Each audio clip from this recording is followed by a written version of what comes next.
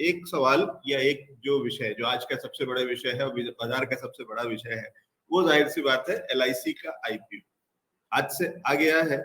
क्या लगता है सर, आपकी राय, किस तरीके से देखा जाए LIC के IPO को और क्या होने वाला है, कितनी अपॉर्चुनिटी निकलती है?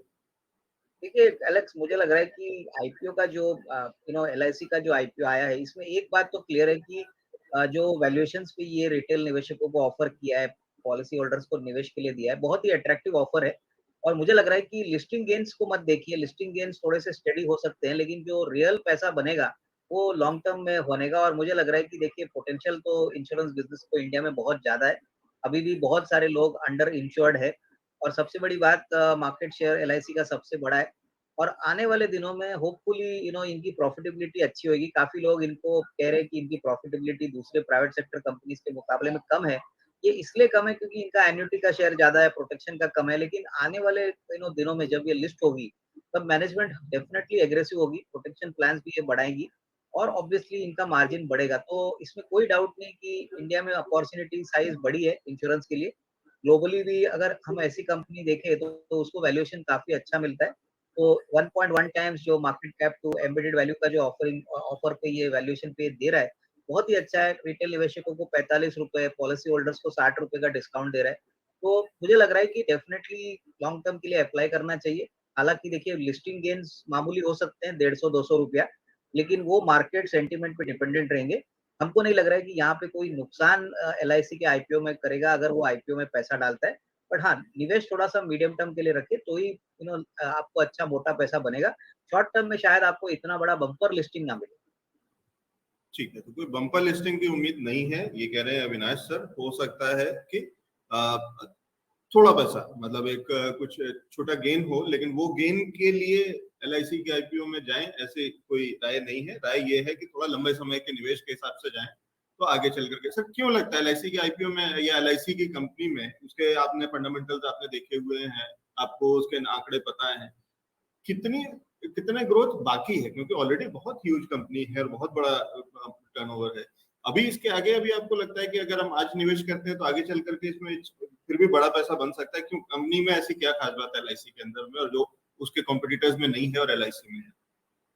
देखिए पहली बात तो एलआईसी के पास 30 करोड़ पॉलिसीज अभी सर्कुलेशन में है। और इंडिया में अगर हम इंश्योरेंस की पेनिट्रेशन की बात करें तो मुश्किल से 3-3.5% इंडिया का पॉपुलेशन इंश्योरेंस में इन्वेस्ट करता है। तो उसका मतलब बाकी सारा जो पॉपुलेशन है वो अभी भी अंडर इंश्योर्ड है, अंडर पेनिट्रेटेड है। और सबसे बड़ी बात, इंडिया में फाइनेंशियल प्लानिंग की बात करें तो पहला जो प्रोडक्ट एलेक्स जो लोग लेते हैं वो पहले इंश्योरेंस पॉलिसी लेते हैं।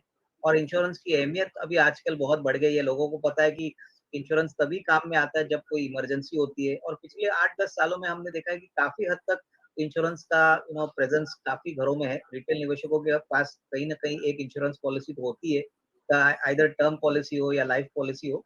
तो मुझे लग रहा है कि देखिए साइज ऑफ द बिजनेस मत देखिए, आपको देखना है कि अपॉर्चुनिटी साइज, मार्केट साइज कितना बड़ा है। इंडिया में 140 करोड़ की आबादी है, उसमें से हार्डली 3-3.5% इंश्योरेंस का पेनिट्रेशन है।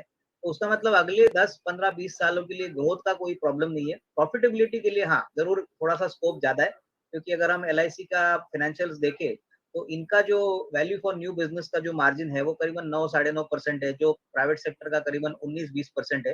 तो ये कैचअप फेज जरूर होने की पॉसिबिलिटी है। अभी फिलहाल तो एलआईसी प्राइवेट सेक्टर कंपनी से थोड़ा सा कम मुनाफा कमाती है, बट इनकी साइज बड़ी है। इनका मार्केट शेयर भी थोड़ा सा कम हो चुका है क्योंकि कंपटीशन बढ़ा है। बट अनुमान है कि एक बार ये लिस्टेड होंगे और ऑब्वियसली उसके बाद एफिशिएंसीज आएंगी, तो गवर्नमेंट भी चाहेगी कि डेफिनेटली यहाँ पे इम्प्रूवमेंट हो। और ये मेरे ख्याल से अगर होता है एलेक्स, तो अच्छी खासी अपसाइड भी मिलेगी। क्योंकि इसमें कोई डाउट नहीं कि इंश्योरेंस एक ऐसा बिजनेस है जो सभी लोगों को जमेगा नहीं, बहुत कैपिटल इंटेंसिव बिजनेस है। और यहाँ पे मेरे ख्याल से इनकी एजेंट फोर्स भी बहुत बड़ी है। तो I think all said and done, जिनको लंबा अवधि के लिए निवेश करना है वो ही डाले, क्योंकि शॉर्ट टर्म में देखिए कोई बड़ा अपसाइड आएगा नहीं। और ग्रोथ के लिए ऐसी कोई प्रॉब्लम होने वाली नहीं है, at least in a country like India. ठीक है, तो कंट्री लाइक इंडिया जहाँ पे अभी बहुत स्कोप बाकी है, बहुत कम लोगों ने भी बीमा लिया हुआ है, मतलब 1% जो जिस तरीके से आंकड़े बता रहे हैं अविनाश जी, और अभी बड़ा स्कोप मार्केट स्पेस बाकी। तो जहाँ कंपनी बढ़ चुकी है बहुत बड़ी, वहाँ अभी भी बढ़ने का स्कोप बहुत है, तो इसलिए बड़ा पोटेंशियल है और ये बता दिया है अविनाश सर ने।